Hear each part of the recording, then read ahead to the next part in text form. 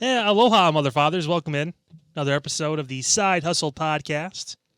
All your streaming platforms as well as YouTube, everything we got going on. Kyle Cornell, Anthony Alford with you guys as always. Double A, welcome to the show, man. How we feeling this week? I'm good. We're back in our normal studio. I'm kidding. The lighting was different last week. Double ADHD, ladies and gentlemen. No, double ADHD. No, the lighting. I'm used to this lighting. It was cool though. It was great. Jim did a great job last week. He set the mood a little bit last week. We appreciate that, Jim. That was kind of nice. He did. Yeah, we'll still switch up a little bit, you know. Yeah, and once he set the mood, Played some Barry Manilow in the background. It was great. You went off on a TikTok rant for 15 minutes. That was the kind of mood you went on. Oh, Jesus Christ. You made sure for sure you sent me a lot of AEW clips to put through in the TikToks. So that was great. A big announcement for that, too. We officially passed over 10,000 views on all our videos on TikTok. So I appreciate you guys for that. That's awesome. As well as over 400 likes now. Thank you. On TikTok. So, hey, slowly but surely, this is kind of like a grassroots thing for us. We kind of just decided one day we wanted to do it. So I appreciate that support. He's kind of handicapped with this because I don't have social media. So it's kind of tough to ask Double A to try and do everything for that. So at least I can do is the TikTok, and we've been able to kind of work with that a little bit. But he's obviously killing it on social media too for us and getting a lot of interactions back and forth. So as always, buddy, appreciate you. You are the true star of the show. I'm just kind of here for what it's worth. Me and Pete are like 5% of the show, and Double A is like 95% of it, if you guys don't understand. Thank you, finally, for your appreciation of me. I've never called you this show is about me. Oh, yeah. This show is about entertaining me. Yeah. 100%. You're here, too, and Pete does a great job. But this is about me. I am the 6'6" sidekick, if that makes sense. There you go. Yeah, like the kickstand on your bike. That's me. Never had to worry about my shadow. No, not at all. I don't even know what that means. You put 2 and 2 together with that one, see if it equals 4, and get back to us. Okay, we'll see what happens with that. But we got a jam-packed show for you guys today. A lot going on in the wrestling world today, even the past week or so, as we kind of look ahead to this coming week. And I think we're going to start with something a little more close to home for us. Yeah, starting something very, very close to home. And let's just get right to it. Cleveland's own. I'll say Cleveland's own. He's from Northeast Ohio. He's from Westlake. I will claim him. This is my rule. My rule is if you did something where we're proud of you, you're from Cleveland. Mm-hmm. If you did something shameful, you're from your suburb. So where does this guy balance out? Because he's done some shameful things, but he does some pretty cool things too. So anytime I was upset with the Miz, Parma, or Normandy. I appreciate that double anyway because it was cool. I get a shout out being from Parma, so I kind of like that. Yeah, that's kind of nice. And when I wanted to hate the Paul brothers so badly. I think everybody did. I was indifferent. But look, think about this. Logan Paul's doing this thing. We're going to get to the clip in a second. Jake Paul is about to get in the ring with Mike Tyson on Netflix. If this was 20 years ago, everyone would be super hyped. Also, Jake Paul wouldn't be alive after that fight 20 years ago, but that's beside the point. That would have been his last fight. Mike Tyson might have actually killed a man if he went in the ring with Jake Paul 20 years ago. Will his ears be protected? Oh, God. Is that true, by the way? Is he really going to wear the headgear? He better. Gotta hope so. Why? Pete, what do you mean, why? Come on. He's trying to be Mike Tyson. He's trying to be a professional boxer. Man up. He's 58 years old. Against Mike Tyson? I saw some videos making the rounds that people were saying that Mike was walking with a cane and all that stuff. Then I saw the training videos. I'm like, what are these people smoking? Yeah, no. Or does he take like cocaine before he gets in the ring so that way he can walk around? And when he gets out, his cane's waiting for him. Like, it makes no sense. Like, what? Didn't George Foreman win the world title in his 50s? Yeah. Well, Jake Paul is, 9-1 in professional boxing. He's beaten a couple boxers in a row now, too. He's been gearing up a little bit more for it. Right. Kid's got a solid right. I mean, he doesn't got to knock out Mike. You just got to go the distance. Right. What is it going to be, 6 rounds or some bullshit, 8 rounds? I mean, it's not going to be a full sanctioned, 12-round boxing match. I don't want to go 10 seconds with Mike Tyson. So if he goes how much would it take for you to go around with Mike Tyson? How much money would the loser's purse have to be for you to go? I notice I didn't say winner. Loser's purse to go with Mike Tyson. How much would you have to get paid? Get paid? Give me the entire city of Miami. What is the value of the entire city? I have no idea. Give me a bucket of sand. That's how much it's worth. Nothing. I mean nothing. Really? Nothing. Really? I am not getting in the ring with I Mike get in the ring Tyson. with Mike for a round. For a round? Yeah. 3 minutes? Yeah. I'm going to get my ass clocked. I can run for 3 minutes because that's what I would be doing. Well, so I got the length on him too, which is good, so I can keep him at bay a little bit. I did do some boxing lessons. I am nowhere near the level of any of those guys, even Jake or whoever. But I may get a shot or two in. A lucky shot or two in. Yeah. And then I'm done. I'm running. I'm like, my goal is to get a shot in and get the hell out of there. He'll also get a shot of you in your grave. I mean, that'll happen too. I'll get knocked out by Mike Tyson. That's great. We'll go viral. You can call the match. I'll call the match. You just won't see it because you'll be out. Do I get to wear headgear? That might be for the best. That makes more sense. Jake Paul, you get 10 professional fights, man. Come on, man up. Logan Paul had a major announcement. Clevelanders, you're going to love this announcement courtesy of Logan Paul's podcast. Oh, come on, Twitter. It's X at twitter.com. Well, this is anticlimactic. Which apparently, by the way... Rainbow Wheel. I think this is what happened with Don Lemon, by the way. Oh, yeah. 100%. He was supposed to work out a deal with Elon, and then that show never Loading. launched. I think this happened to some of our people in Congress, too. Yeah, it did. Yeah. Okay, well, this is fun. Just loading and... This is crazy. It's a 1.5-minute video. I know. And X is like, no. Yeah, let's go back. I tell you, this is what happens. We'll go back to you guys, and then maybe it'll load. I tell you, this is what happens when did it? you try to get Nope. other people involved here. I know. It's crazy. Let's see what happens here. You know, we try to give Logan Paul the rub of being on our podcast, and this is what happens. I know. Go figure. He finally makes it to the big time. Yeah, it took him so long. He finally made it. We could be proud we could say he was from Northeast Ohio. Oh, hold on. Do we have it? We didn't talk about his drink beforehand. That's why I didn't play. Here we go. Really good. Let's see if we get...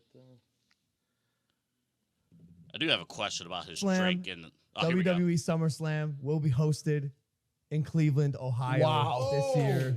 My God. Cleveland, where I'm from. Congrats. We're bringing it back at the Cleveland Browns Stadium, Holy shit. which is crazy. And the whole weekend is going to be nuts. There's Friday Night SmackDown at the Rocket Mortgage Fieldhouse just the day before. And it will be the first time that SummerSlam's in Cleveland since 1996. You know what happened there? 40 years ago. Thunderina. A late. Well, the math on that. Ain't math. Wait, I was like, what? It's just crazy how far ago 1996 is. Yeah. Wow, we're old. Shut up, Mike. Mike Tyson. Mike Tyson. Sorry, go ahead. Go. I'm sorry. I love Cleveland. I love that I grew up there. I love that I get to bring it back there. I want to bring my brother Jake. I want MGK to be there. I want the Kelsey brothers to be there. I want it to be one of the biggest events that Cleveland's ever seen, and hopefully I get an opponent who I can bring the house down with. LeBron. I'm gonna probably be wrestling LeBron. Dave Chappelle. And in the cell. Oh, Dave Chappelle will absolutely be there. Ohio guy. But yeah, just so stoked, and they wanted me to announce it, which I'm honored. Because I'm just so excited for this summer. August 3rd in Cleveland, Ohio. Jesus. SummerSlam, WWE at the Cleveland Browns Stadium. Unbelievable. Courtesy of Logan Paul. Let me just say this for those. Impulsive podcast. Yes. Let me just say for those who are like, oh, why Cleveland? Why Cleveland? Shut up. Why not? Shut the hell up. It's summer in Cleveland. It's going to be fine. Well, man, it's going to rain that day, but it's fine. It will not rain that day. It will not rain. You have a better chance of a great show at SummerSlam than the eclipse actually taking place. So the biggest question in all of this, when it comes to SummerSlam in Cleveland, August 3rd, Cleveland Browns Stadium, which I'm sure everyone's thinking about, because there's a lot of different things that could happen during the event, is obviously, are we going? I would love to. Pete did say he would go to SummerSlam if it came to Cleveland. I would love to. I mean, that experience in that stadium is going to be, yeah. You know, it's funny because I was talking about this on Voice of the Land. We were talking about, maybe it was even before. I don't know if I talked about it on the air, but I saw the pictures from Ford Field They had the event at Ford Field. I'm sitting there going, the seats that I can normally afford at Brown Stadium, I'm going to have binoculars. They'll have like a screen over the ring or something like that. So you'll be able to see it like the up close Where action. are they going to hang it from? So they put up stuff when they do outdoor stadium shows. They probably have a big... The big thing that goes over the ring in case it does rain, that kind of stuff. They usually put some sort of a screen. Or you can watch the Titantron too, because they'll have that on the sides of the stadium. They'll probably have that lit up with the matches and all that. I'm really hoping that someone we know is like, oh yeah, we got a suite for that. Well, yeah, you guys work for a company that actually is still in the media sphere, so I mean, maybe you can... we don't have a suite at the... We'll have a suite outside the stadium. At the Motel 6 down the street, we got a suite. Hold up. If we don't actually get into SummerSlam, do we have enough technology where we could do a show outside the stadium? Do we have enough firepower to do a show outside the stadium? A live StreamYard show that also goes on YouTube, because we could actually plan for this one. Yeah, why not? We do football every weekend for high school sports. I'm just saying. I'm pretty sure we could manage that. I mean, that'd be a good test run for football, because it's August 3rd. We're going to start at the end of August, probably. Most likely starting at the end of August. That is true. It's going to be like 90-something degrees. That's great. I can wear tank top. I'll Pat McAfee it. We'll be great. Hey, the truck might be out of the shop by then. Yeah, it'd be great. There you go. It's still in the. Oh my god! Why is that thing still in the? We'll talk about that. This is privy information. You guys don't know about this, so it's fine. But yeah, it's kind of a shame that's doing that. SummerSlam in Cleveland. First off, yeah, we'll be homers. Thank goodness it's here. I'm overly excited. And it goes to show you, first off, the fact that Logan Paul was trusted to make this announcement. Mm-hmm. The celebrity, the firepower that Logan Paul has brought to WWE. Logan Paul has been so good in WWE. I think, me personally, I take for granted how good he really is. And the celebrity that he has brought. And the fact that he's put Cleveland on his back.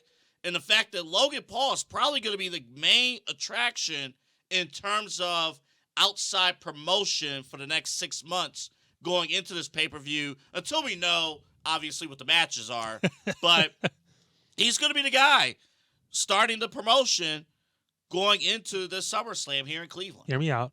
So Logan Paul versus The Miz versus Johnny Gargano, triple threat for the undisputed Universal Championship at SummerSlam. Logan Paul beats Cody Rhodes for the Universal title at the France pay-per-view. Cody gets a little run because the chase is always much better than the actual reign. And then we get a Logan Paul Universal title run going into Cleveland. That way he can be in the main event as well. Yeah, okay. Hey, none of that's going to happen. I like the match. No, I don't like that match. Are you kidding me? Maybe the Raw Championship. Maybe the United States Championship. Logan will come in and play the heel. He's not going to be a face in Cleveland. He'll talk it up outside of the ring as a baby face, but once he gets there, he'll find a way to. He'll wear Pittsburgh Steelers colors like he normally does out to the ring, that kind of stuff. Like he's planting seeds.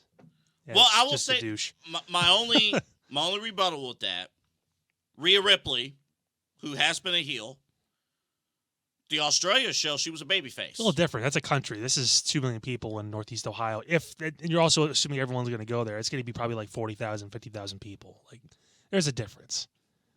There's a big difference. I understand. That's a whole country that never gets any WWE shows, and they had their big blowout. And they haven't seen Rhea, 7 years? It's been crazy since she's 7 years. Yeah. You can see Logan Paul down the street. His parents still live in Northeast Ohio, right? So he could walk down the street one day. Oh, yeah, it's like they have top-notch security, obviously, out there. Oh, Wesley? I saw something like America's Most Wanted or something. Like Logan Paul was on America's Most Wanted. Yeah, man. They had like a. That's a new YouTube series that's coming out. America's Most Wanted. Somebody was stalking the Paul brothers, and shocker. And the guy went to jail, and then they showed him like, yeah, the dude died in jail. Oh boy. Yeah, it's pretty sad. No, it's not sad. This announcement. This is pretty cool. We get a nice big event. We finally get a big stadium event. I made this complaint last year. Cleveland, Ohio missed out on Beyonce. Cleveland, Ohio missed out on Taylor Swift. At the Rolling Stones. Or did we? Did that happen? Did that happen? Did the Rolling Stones actually happen, or did it get delayed and postponed? I think it happened, right? No, it might have been delayed. Oh, shit. I thought they got delayed. It might have been delayed. Whoopsie daisies. But the two biggest tours last year, Taylor Swift and Beyonce. Taylor Swift went to Pittsburgh, went to Cincinnati. She's going to Indianapolis this year. Beyonce, Pittsburgh, couple other nearby cities. You would think Taylor would add the Cleveland date for Travis. Well, now. Well, yeah. Maybe now. But well, yeah. They weren't dating at the time. I know, but I think that she'll come to Cleveland at some point here. But you gotta think though, like the perception for a lot of people have been like, why Cleveland? Why Nashville, Tennessee for SummerSlam 2 years ago? Like it's because it's a big city. It's a top 2025 city in the country, so you're gonna try and utilize that. People love wrestling here. Cleveland's always historically been a big wrestling town. The people that say why Cleveland haven't been to Cleveland, that's why. I think that's a huge point. Hey, you losers. I think, well, for those who haven't been to Cleveland, like, what's the main sales pitch for a stadium show? And if you get into the discussion of, the Brown Stadium is up in, the lease is up in 2028. I heard some weird shit about that too. Should they get a dome or a retractable roof stadium? Which did you hear the rumor they were going to move the stadium to the Ford plant in Parma, in Brook Park? Brook Park. Yeah, bullshit. That's where everyone's going to want to drive to. The corner of Chevy and Brook Park Road. It's right by the airport. Yeah, that's not happening. I promise you, that's not happening. I'm just saying. Some of those establishments over on Brook Park Road probably would get upgrades. Yeah, all three of them. I don't even know. That one bar down there is going to do really well. Oh, I think the bars that are down there, I think the players would appreciate it. Oh, I think some of the players. Hey, it's going to be an uptick in business. It's going to be an upswing. Our quarterback in might. Business. It's go. How dare you talk about Jameis Winston like that? Yeah. You better put some respect to Jameis. He's here 1 year deal eating dubs on the sideline, literally eating W's with his hand because he's hungry. He doesn't make enough money apparently. Right. But hey, they better load up on gators. They better load up. They're gonna say crab legs. Hey, don't load up on those. We're eating dubs. No. We eat. Like, what you mean? Like, what you talking about, man? Oh, my God. But that's the whole thing. Like, a lot of these stadiums is now it's, got to be like a multi-purpose thing or whatnot. But it's August 3rd. You don't got to worry about snow on August 3rd. Worry about that rain. Watch 60s and thunderstorms on August 3rd. I'm calling it right now. It's going to be a rare cool day in August in Cleveland, and it's going to be a downpour. People are going to be sliding down the ramp. Roman Reigns is going to just do a head first slide like he's going home. Like a slip and slide. Yeah, 300 feet. Just. Oh, man. But a great accomplishment for our city. Great accomplishment to land this pay-per-view. It started to get a little nervous because we've heard this rumor for months about SummerSlam. It's so far away, too. It's hard to, Right, but, he was like, could they change their mind? Could they have SummerSlam in, Minneapolis or Vegas or somewhere? Well, Minneapolis is about to get a WrestleMania, right? I think that's the... That would be cool for them. I think that's what the announcement's going to be for either next year or the year after. So, I mean, that's... I would bet Vegas, but to me, they're the second favorite. But, anywho, for us, great time. And hopefully, for this show, and, even for LPV Productions, just in total, the fact that SummerSlam is here, that means all the professional wrestling shows, all the local indie shows, everyone will be here. And we're going to work on that, too. I'm going to see if we can maybe get some people to try to come on. We're going to legitimately try to get some people to hop on. That might be like a week where we do just a bunch of interviews, too, instead of having a concrete show. Mm-hmm. Besides, obviously, maybe the day of SummerSlam, that kind of thing. Maybe that week we kind of try and set up a couple Zoom interviews, that kind of thing, and have that for you guys as kind of your taste for content. I've been wanting to get The Miz on this show since we started. Just 'cause... I wonder if any former radio personalities associated with this show can get credentials. I probably could. honestly, if I tried hard enough. Because that might be interesting. I could go to the press conference, the post Could SummerSlam press conference. You know what? I think we actually could qualify to do that. And we're going to be 6 months further into this too by then. Who knows how big we're going to be at that point? Yeah. So I'm going to speak this into existence. We're going to be asked to be at SummerSlam here in Cleveland because we're a local Cleveland show as well. I'm going to go on a limb here and say we're going to be able to put in the work over the next 6 months to get there. And again, talking about with interviews and stuff, everyone being here, and different local organizations, that's how they get their word out too. Mm-hmm. AIW, Exodus Pro Wrestling, we talked about with EC3. Mm-hmm. That's how, best assured, they're going to have a card, either the weekend before or the week of, or maybe that Saturday before the SummerSlam pay-per-view. I think the ultimate goal is to either get a champion or Logan Paul on the show. Yeah. I think that'd be kind of cool. I think Logan would maybe be somewhat open to it because we are from here as well. It's not like we're just some random show based in like LA that's coming to Cleveland. Like, no, we actually record 15 minutes. You know what? Yep. In a way, it's a package deal too because Jake Paul, depending on the timing, he's going to be coming off that fight with Mike Tyson. Yeah, July 20th, right? Yeah. Yeah, on Netflix. So win the fight, Jake, so we can talk about that too. That'd be kind of cool, right? Let's double. Or have him on before. Well, but it's Netflix. Here's the other cool thing, real quick, before we move on back to wrestling. That match or fight, I should say, boxing. That's their first live sports, right? They've had a few. They actually had a tennis event that was live in Vegas a couple weekends ago. Oh, was that the okay, I think I know what you're talking about. Yeah. That was actually pretty Nadal, and I forgot who he was facing. But, Alcaraz. Yeah. I thought Netflix did a great job with that. This is not a pay-per-view. If you have a Netflix subscription, you will get to see this fight. So that's big. So if you don't have to pay, this is not like UFC and ESPN Plus where you have to pay an additional fee. How many people are going to get Netflix now just to watch the fight? And be like, if you have a Netflix, guess I have Netflix now. If you have an active Netflix account on July 20th, you will get to see this fight. My Netflix family plan just expanded by about 50 people, probably. No, they don't let you do that anymore, I don't think. Because we can't access Netflix. That's the one I told you before. It's the one streaming service we don't have because it was my wife's mother. It was her account, and we can't get access to it. All I know is I'm paying like the freaking top level of Netflix because the cheaper ones only allow you to have it like on 2 devices. Oh, yeah. I mean, my kids have Netflix on 3 devices like each because they have laptops and phones and tablets or whatever. Mm-hmm. So it's like, oh my, yeah. Is it like laptops and phones and tablets? Oh my. Is it like the top plan, like 8K video or something like that? Like I don't know. It's like $25, $26 a month. There you go. One quick question for you, Kyle.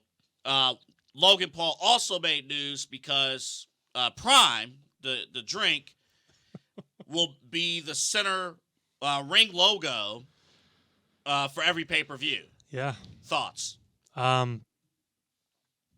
It was going to happen at some point, right? I mean, UFC obviously does it throughout the ring. There's multiple ones. I'm sure at some point there'll be turnbuckle sponsors and all that too. I mean, it's the evolution of marketing for this business and sales for this business is going to be just obviously being able to see it all. And as more and more people get attracted to it, as hot as it is right now, especially in WWE and obviously AEW making a big move here today as we record on this Wednesday. I mean, there's going to be a lot of people drawn with their eyes to it. So obviously, yeah, and it made sense. I think Ric Flair brought his energy drink to AEW, didn't he? He's the official sponsor for Woo Energy or whatever it is. So it makes sense for Logan Paul and Prime to have that kind of in with WWE. And it's going to lock him up, too, for the future as well, because you want to make sure you keep Logan under your umbrella. You don't want him jumping ship to AEW at some point or whatever it is. I don't think he ever would. I think he always thought WWE was his, but wrestling. You never know. But you never know. You never know. He's about making money, though. He's about making money. AEW comes with an offer. He's like, oh, okay, well, they haven't really done this, but they want to do this. That's why WWE is keeping their eyes and pocketbooks open towards him. And also, it makes sense. Like, Prime's actually pretty good. I mean, it's not that bad. Ric Flair's actually somebody else who we could try to get on. He was actually in town. He was in Giant Eagle, wasn't he? A couple times. We tried to get him. Woo! Yeah. We tried to get him on when I was working at the Fan. And, apparently, I'll tell you something. I'm not going over there.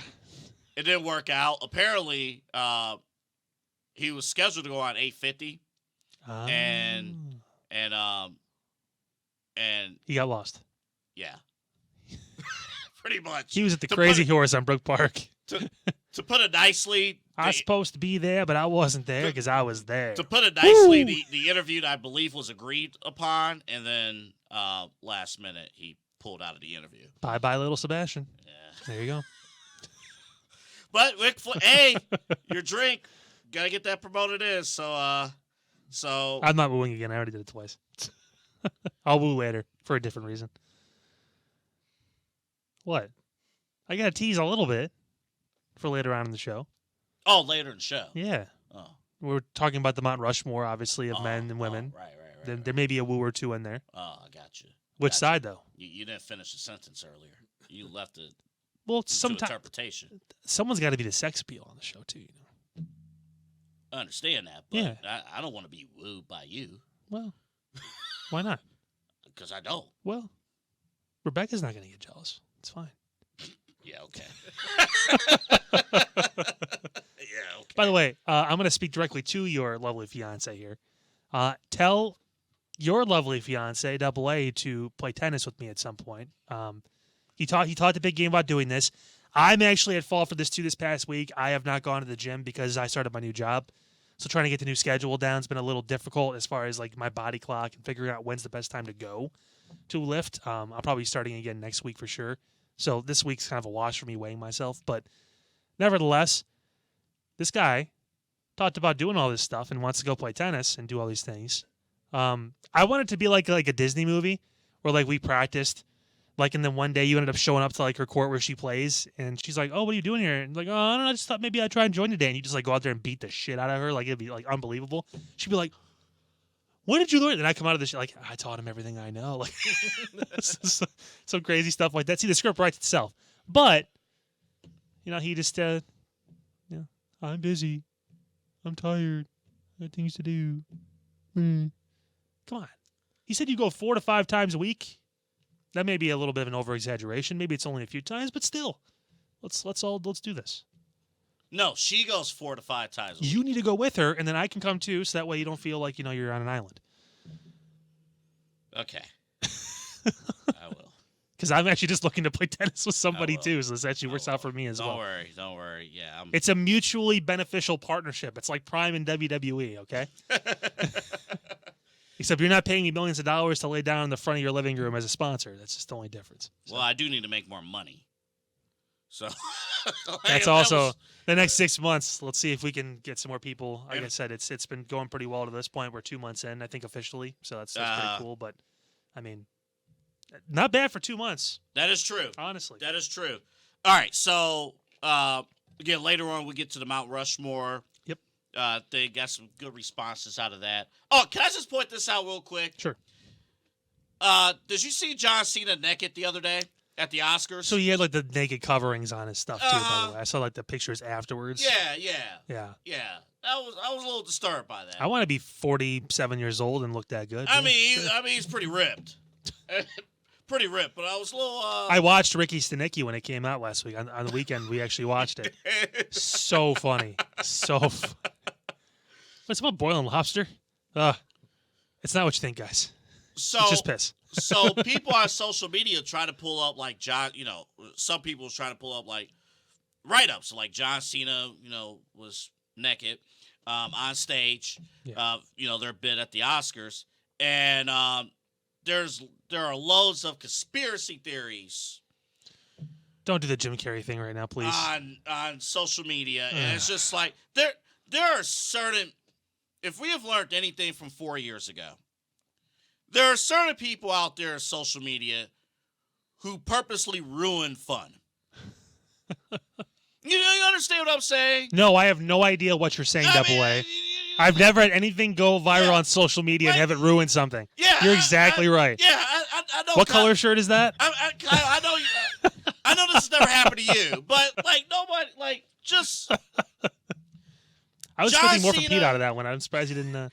John Cena. It's just becoming an analogy at this point. And Jimmy Kimmel had a bit, You do not need to go down these conspiracy theories and ruin the fun of the bit.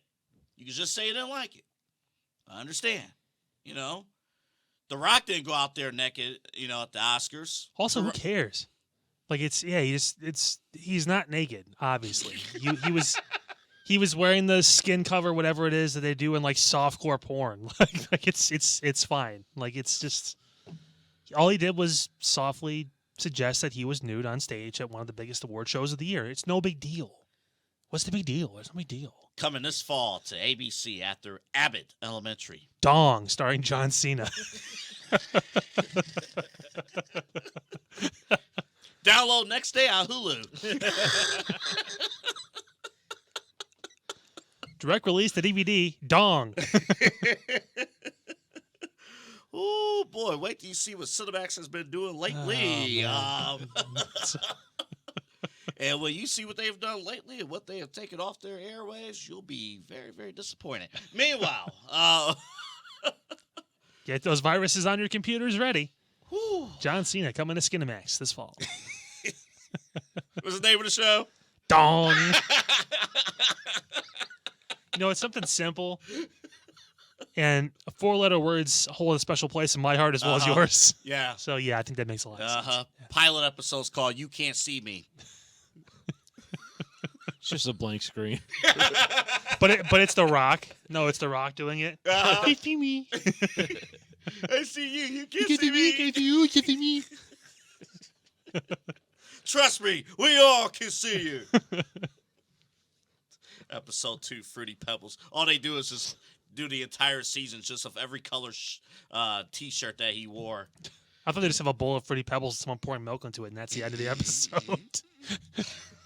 That's art, Double A. That is art. Yeah, it is. All right, let's get to Raw. Well, hold on. Do we want to talk about AEW really quick? In their big debut that happened this evening on this Wednesday? Or do you want to do what most fans in AEW will do, which is celebrate it for a week and then forget about it 2 weeks from now? We'll get to it a little later. Okay. We'll get to it later. You're not going to get an argument from me on that one. Yeah, I'm cool with it. We'll get to it later. We can wait. So, as we've talked about in the past, sometimes it's hard to find something to be upset with WWE about. Like, maybe you question a booking decision. I think we finally found something. Oh, you're talking about Chad and Sammy? Yeah. So I had because of all the rumors about Brock Lesnar too, and all this stuff going on, which the guy has a pee fetish, whatever. I mean, like if he wasn't privy to what Vince was doing in the situation, he just thought Vince was trying to smooth him a little bit, and this girl was obviously willing to do all this stuff. There's levels of, okay, well, whatever. Yeah. And again, you shouldn't be fired for being a cheater in that situation. I mean, it's there's a moral compass for companies, especially nowadays, a little bit more than normal. But at the same point, it's Brock Lesnar. The guy draws a lot of money for you. I get if it was like, hey, you're kind of a dick, but whatever.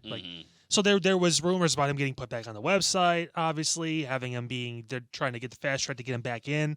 Downloadable character on 2K. Yeah, exactly, that kind of stuff. So I was under the impression that the end of this match we were gonna hear that music. There's one more person coming out. Yeah. Hold on, we're getting like Michael Cole. Oh, breaking news! We have one more person entering the whatever. Chad gets the big Chad win. would get the W, and then all of a sudden, Brock, that would have been pretty cool to see those two in the ring together too. Yeah. From a standpoint of the wrestling side of things. Yeah. The actual decision. The problem is, so Chad had a better story, I think. Me too. They both were focused on. But Sammy, if he wasn't going to be in that match, I don't know what you do with him at WrestleMania.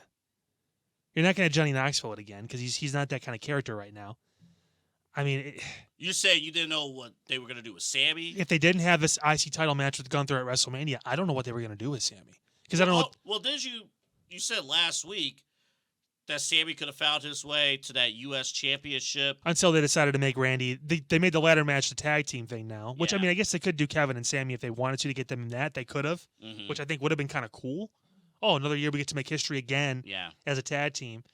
But with Chad Gable, he can be in that match. You could have him and Otis possibly get in that ladder match if you wanted to. I believe the graphic had... It was all empty. There was no... They said teams.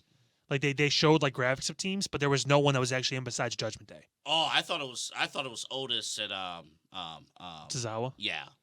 It doesn't. I didn't see anything as far as actual matches set either. There's 5 open spots. Gotcha. You have to qualify to win. 3 on Raw, 2 on SmackDown. That's how it works. I wonder, since you brought this up, Or they could split the fucking titles. That'd be fantastic because there's tag teams on both shows. that would be great, and I think there's an opening with the concept that they laid out where that could happen. Maybe. I have an idea. Sure.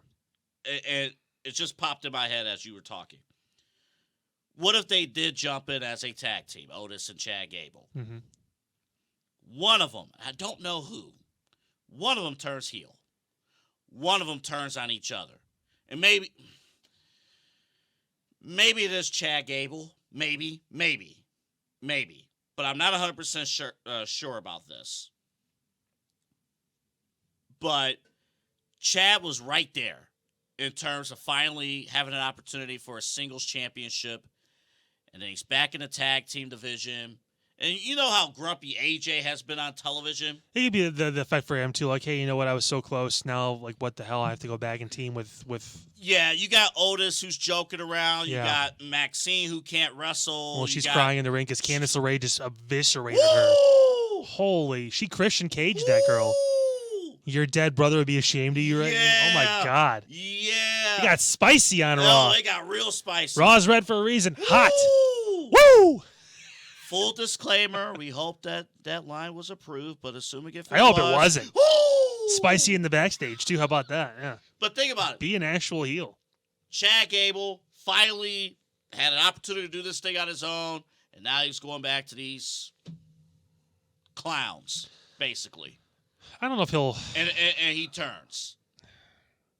Could you have a heel Chad Gable this spring, this summer? I don't think he has to turn on them to be heel. I think he could just lose again at WrestleMania and be like, you know, fuck this. I'm just going to go my own way. And he can kind of split, kind of like how AJ did with the OC, where it was kind of just we had an argument, we had a little disagreement, whatever it is, and then they didn't really have a match to, like, you know, make it a full thing, or there wasn't a big moment where he was like, you know, he beat the hell out of all of them or whatever it was yet, per se.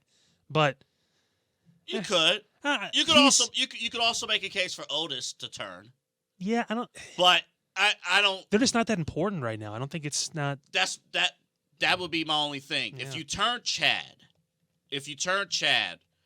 you're sending a message that, okay, he's actually a pretty important player. He needs to go out on his own. I think and that would establish that, okay, he's out on his own. Yeah, poor Jason Jordan getting hurt too. That would have been a great tag team. I know it would have been. He's one heck of a producer now. But well, he's got no choice. Yeah, I know. But Chad deserves a singles run. He is this, in my opinion, he is this generation's Kurt Angle. In terms of wrestling ability, His range too. his range, Being able to be serious while also having the comedic side down pretty much. Mm-hmm. I mean, you could still technically do that match. Just because Sammy won the Gauntlet doesn't mean he's winning the title at all. Right. I don't think he's going to win at WrestleMania now. I think the initial plan was having Gunther versus Brock and having Gunther beat Brock. I think that was kind of because Brock's mission at this point was to get people over. Yeah. People that deserve to be in that spot. Mm-hmm. It's not like an Omos thing. This is an actual guy that's been champion at that point for almost, what would be 700 days or whatever it is. Like, he's built that shit. So, like, there's a difference. And he's a future world champion and all that stuff, too. It doesn't feel... And Sammy has world heavyweight title written on him later in the year, I think. Ironically enough, probably around SummerSlam. Maybe we see Drew and Sammy at some point, that kind of thing. I don't think they flip the switch so quick on it because he's probably going to lose at WrestleMania. So they're going to want to try and hold off for that. Maybe have Sammy build some momentum back towards the title at some point. But, yeah, I don't know. It almost... There is a part of me that says this might have been a step down for Sammy. Maybe. Where else was he going to go, though? But there's the other part, like, where else would he have gone? The match with Gunther at WrestleMania one-on-one is pretty big. It is, but is Sammy going to win that match?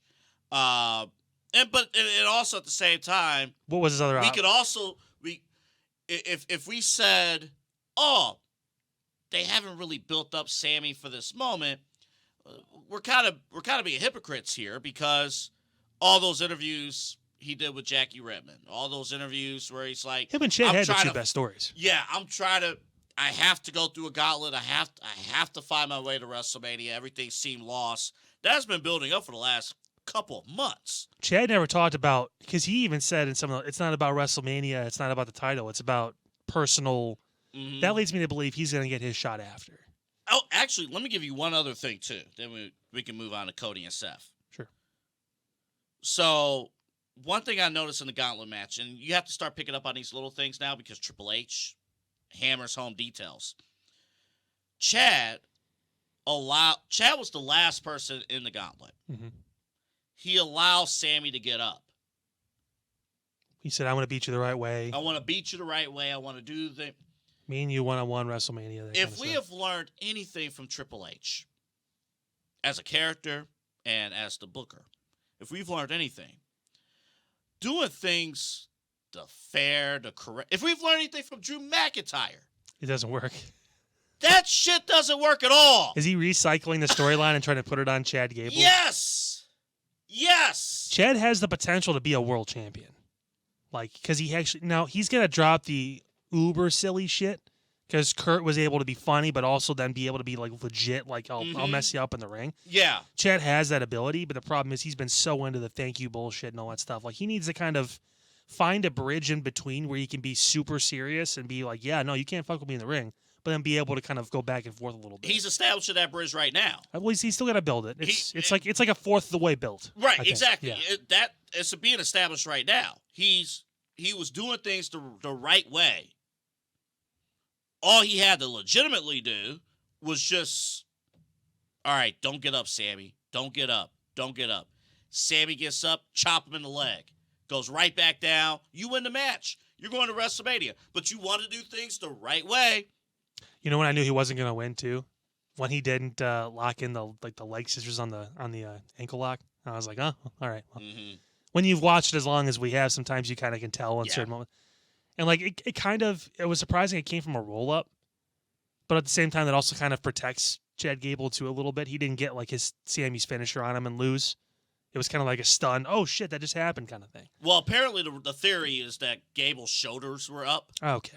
That's the theory. Yeah. That's the running theory. I think technically it was. You could get away with making it a triple threat match if he really wanted to. It wouldn't be the first time they changed plans on Gunther like that. Remember last year? Sheamus and Drew McIntyre. I'm kind of more interested in a Brock Lesnar, Sami Zayn triple threat. That little scenario that played, but it's not necessary. I think you're more likely to get Brock and Gunther at SummerSlam. Yeah. All I know is the match I wanted is out. No longer in play. I'm so happy.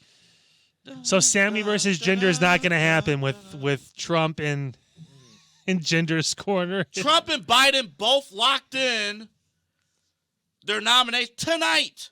Both locked it in. So it was ready to go, Pete. It was ready to go. Speaking of which, I texted our good friend Jake because I haven't watched too much Robert Kennedy stuff, honestly. And then I went into the rabbit hole on TikTok and I was actually listening. I'm like, so I texted him like, listen, man, I'm going to be honest with you. I haven't voted for a president the past 12 years since I've been able to vote because I never really agree with anybody. I just did all the side stuff, the smaller whatever. Right. For the first time in November, I'm voting for somebody. Okay. And it's the independent. Okay. I was like, he actually the only thing that sucks about him is his voice. Like he even says, like I hate hearing myself talk. It sounds terrible. But the dude's. You're feeling RFK Jr.? I'm feeling RFK Jr. He's a fucking Kennedy, dude. Like that alone got me interested. Then I actually listened to what he had to say, and I was like, okay, well, there's a lot of stuff that he says that I can get on board with, but I can't think of examples right now. But I know there's some things I heard him say where I'm like, that's kind of where I fall off. But there's always going to be things because you're never going to like everything someone says. Well, exactly. Yeah, it's trying to find the person that's going to make the most sense and obviously bring the most to the table. Mm-hmm. And again, he needs enough support where if you put in a vote for the third party, the third candidate, that is not a wasted vote, right? Mm-hmm. That is there's enough support, there's enough substance there where that third vote will actually turn the tide and actually that's where we need ranked choice voting. Because choice. We tried that in Fargo, didn't fucking work. Really, it sucked. Because I mean, ideally, right? You'd say I want X or Y, and if Y is out It's a of the clusterfuck. picture, yeah, It's a clusterfuck. I bet. And that was for a small city, let alone the entire country. Like, Wait. So what went wrong with? First off, what is this? What is the? So ranked choices, but I work the news. I'm tired of explaining it. Go ahead. you pick your first choice, and you pick a second choice. Yeah. So if you voted for like RFK, Uh-huh. and there was no way he was going to win, then whoever your second choice, your vote would go to your second. The second. They did this choice. for like the school board in Fargo, where there was like Uh-huh. 10 candidates. You vote for the 5 you want, that kind of stuff. They kind of did it that way. Okay. They went 1 through 5. That's how you voted. You could now. You could also only vote for 3 people, and whatever it was, or you could do a minimum. If you really just wanted to vote for 1, you could, that kind of thing too. It just became really clustered, and the winning candidate, the one with the majority of votes for the school board, 13% of the vote.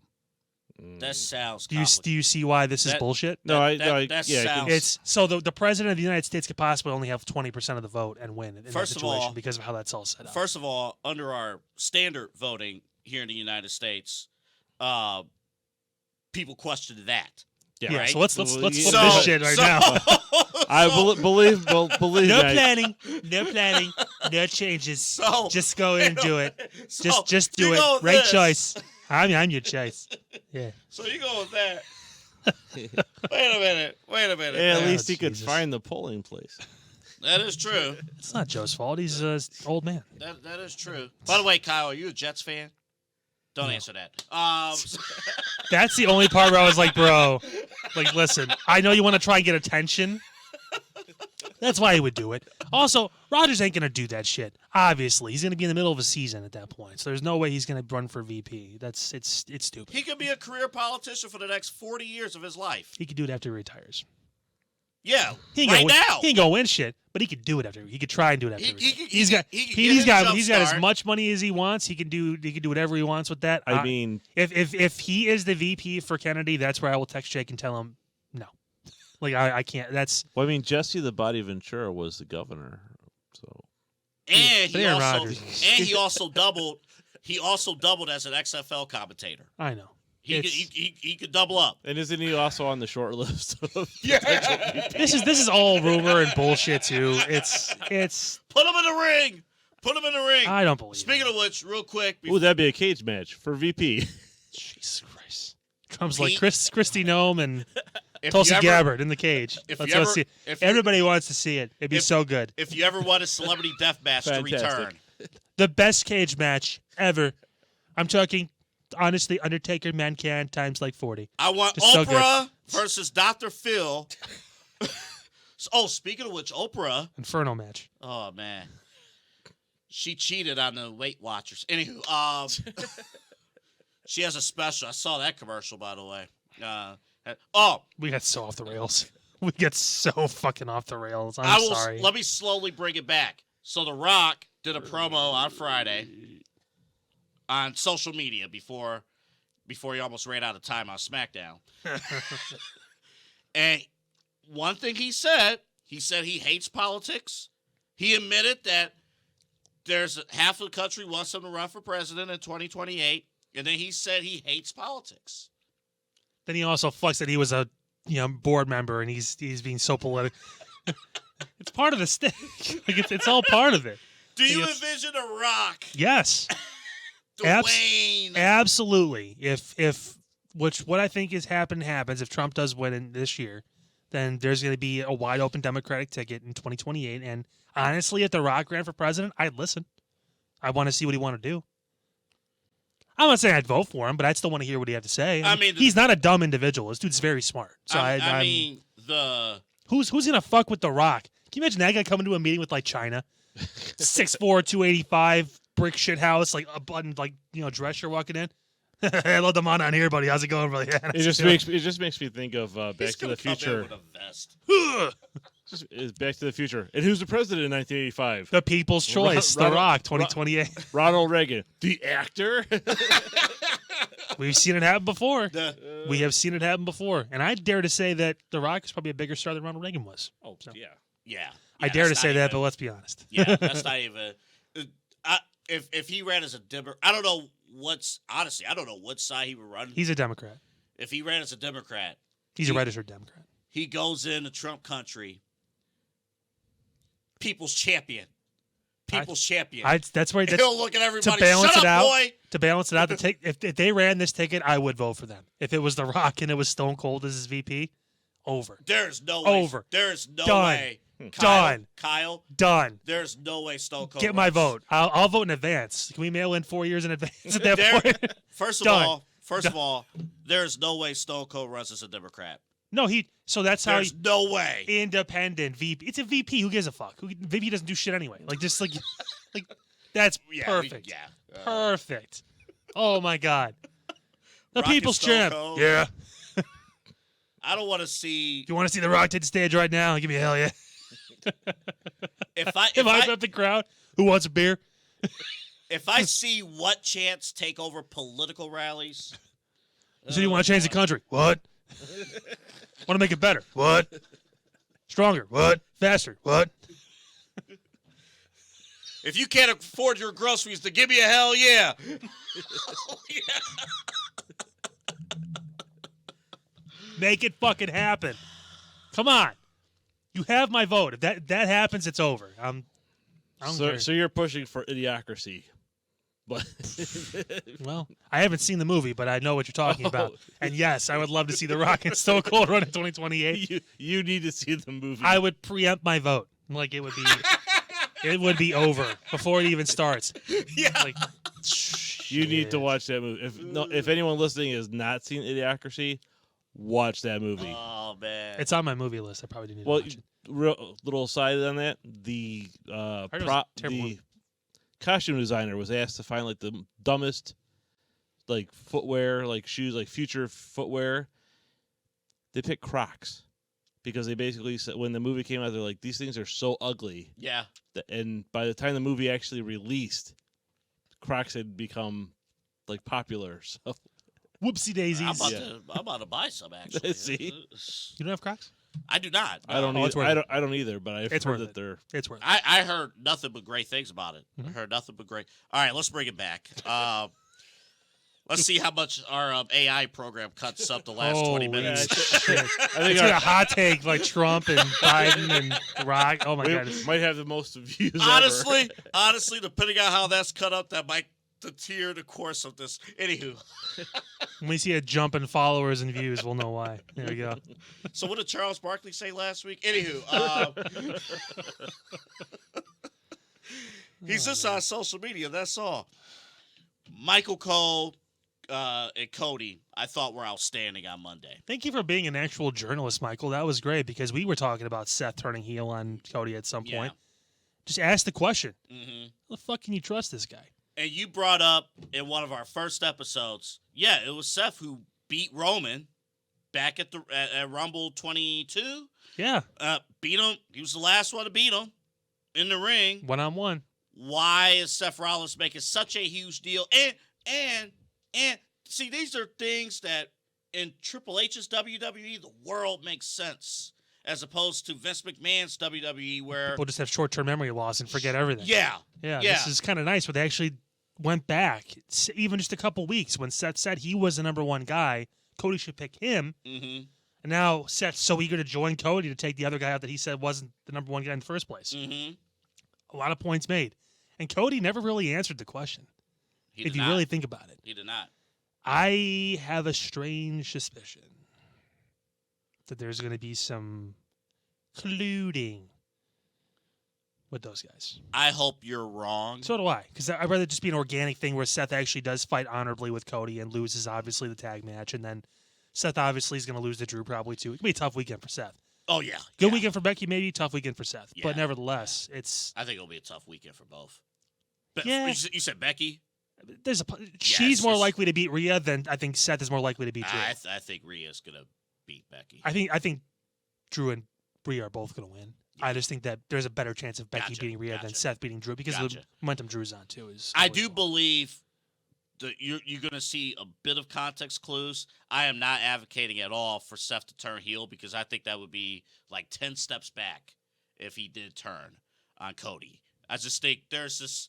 If you're really serious about everything that's going on with the bloodline And we know what it is. And Seth Rollins' character, the entire time he's been in WWE, he's been through different phases, but his entire mission statement in WWE is that he is always on the lookout for the greater good of professional wrestling. And he strongly believes that the bloodline has to go down. Now, Drew is right. McIntyre is right in saying Rollins has to be in the middle of everything. Rollins has to be the one responsible for taking down bloodline. Another reason why Drew is the best thing going right now in WWE, because he just tells the truth. You may not agree with it. That's the whole point of being a heel. Mm-hmm. You say factual things that make people think, oh, shit. You still hate the guy. Oh, you don't want him to win. But it's like, I mean, he's not wrong. I can't wait for that Raw in Chicago. When is that going to be? In the week before? March 25th. Literally the week before, or 2 weeks before Couple WrestleMania? weeks before Mania. Because Punk's going to be there. So you know McIntyre's going to come out and do something. I mean, it's going to be... It's going to be in Chicago. McIntyre's going to eat it up. He may kick his ass in the face again. I don't know what's going to happen. Oh, man. He could do something, yeah. If you've been watching or listening to our show, you know how much we both love Drew McIntyre and the run that he's been on and just the entire story arc that will probably repeat with Chad Gable, what we talked about earlier. It's really been special. But real quick, to go back to Cody and Seth, I'm so happy that segment happened on Raw. I'm so happy that, first off, Cody, I think because we've been so excited about The Rock returning, and The Rock has delivered. The Rock has done his thing. And that tag match in night one is a huge deal. But I think somewhere in the sauce, we've kind of forgotten a little bit, well, the whole point of all of this is Roman and Cody. Yeah. And Cody reestablished his new vision for what his story is about. That it's not just what you mentioned about the championship and taking it from Roman. It's grown into everyone's story. It's... Got to finish it for the girl with whatever, the spinal stenosis, whatever he said. Yeah, that kind of shit. Yeah. Like he went on If you're at Cleveland Clinic, he's finishing the story for you. If you have any disease ever, yeah, Cody Rhodes is here to finish his story for you. For you. No, but I mean, it's shifted and changed, even from what you talked about, being now with Roman title event, all that stuff. It's gone beyond all that, at least to him now, because this is the recycled AEW storyline. Remember when he had that match in AEW where if he lost, he couldn't compete for the AEW World Title anymore. That's right. Mm-hmm. The difference is, I think this time he wins it. Yeah. Because you can't handicap and pigeonhole someone like him because he needs to be a champion. Yeah, I've seen some theories about, because we know Roman and Rock's going to happen in Mania 41. Most likely. We've seen some theories about, Roman needs the championship because WWE wants him to, and I even brought it up, Erase Hogan. And then do they need the championship when he faces Rock? That match doesn't need the title. Number one, it doesn't need the title. Not Number two, if you feel like it needs the title, he can get it back, from somebody before the problem next is year's then, he's WrestleMania. got to lose it again at some point too, which who's going to, I mean, Cody's not going to beat him twice. Like, it's not like a thing where And again, you cannot Buffalo Bills Cody Rhodes. No, he can't keep losing. Yeah. Because people are going to get off the bandwagon. Yeah. He's got to win at some point. Like, last year, we were kind of like, he probably should have won that. Mm-hmm. But now, yeah, like, especially with this added stipulation too, mm-hmm. because Rock ain't going nowhere as far as being a board member, that kind of stuff. Yeah. Like, it doesn't. You can't. We never answered from last week. So last week we said who should take the pin in that tag match in night one. I said Seth. I think we both said Rollins. Yeah. We never established who should cover, Roman or Rock. I think they'll play up the buddy thing, and like Roman will spear him or something like that, or Rock will, whatever, bookend him. I don't like ever calling it that. Rock bottom. Just to fuck with him.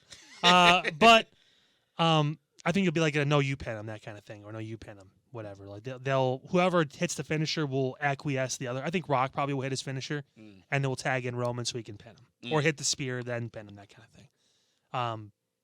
The kind of the full acknowledgement of Roman Reigns, right? Gotcha. Him going into WrestleMania Sunday on the absolute highest of highs he could possibly. He's already won a main event this year at WrestleMania. Mm-hmm. He's already on the top of the world. He's going to have bloodline rules. Bloodline rules. Rollins is going to get killed earlier in the night.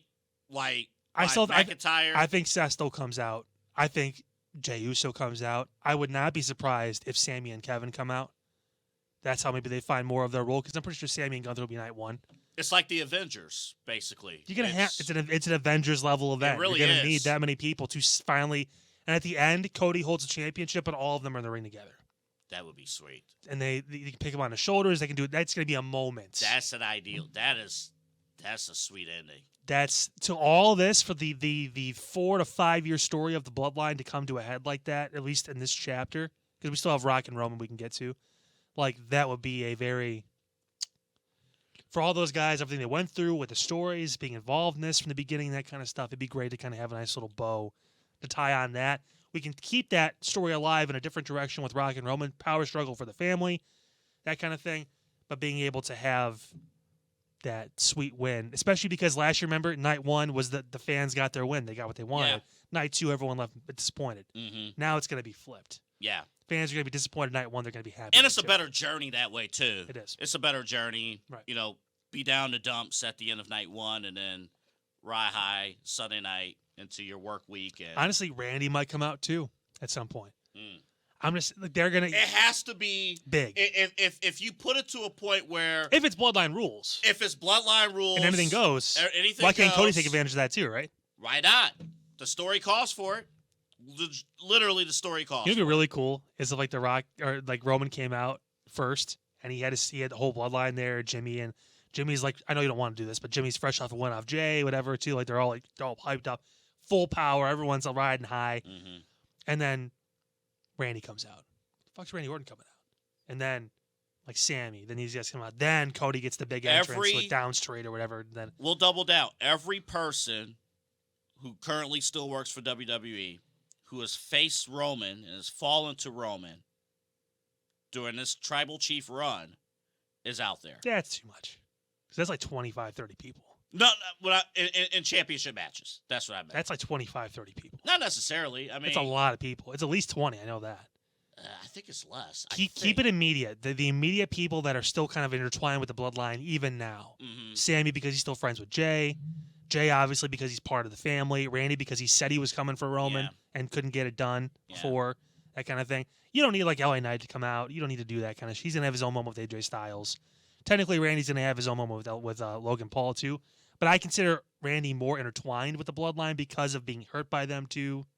Technically, in 2022 and all that, But, missing this I full mean, year.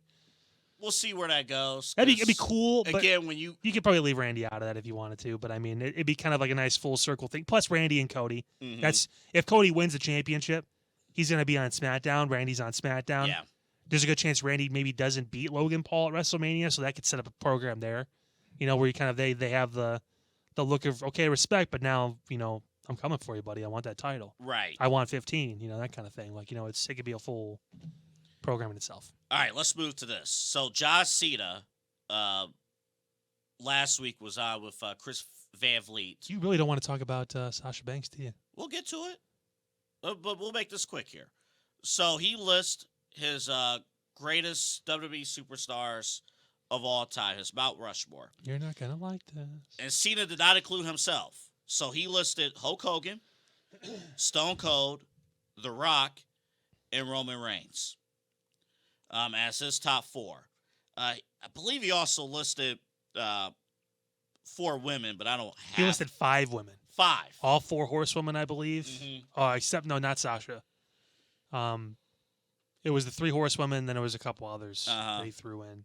Yeah. But it was all current superstars. Yeah. Yeah. So, for me, my top 4, just kind of really thinking about things, and we had some responses to in there, but my top 4, Hulk Hogan, Rock, Stone Cold, and the 4th one's tough. 4th one's really tough, like really tough. The 4th member, I'm gonna put in John Cena. I wrote them down because I knew I was going to forget. Like I was like, yeah. Yeah, and again, we talked about like the conflict with Cena's character kind of deal, but the longevity, other than Hogan, no one has really beat the longevity. And as far as like actual impact outside of professional wrestling and all those Make-A-Wishes, like everything that he's done, Cena deserves to be Totality of it all. Yeah, and he's a 16-time champion. The complete package. Cena deserves to be on that list, just in there. Hogan, I put in because Hogan, all-time GOAT as a babyface and heel, both. Mm-hmm. The work that he did as Hollywood Hogan, top notch. Right. The work that he did there. And then, of course, Stone Cold and Rock, up and down.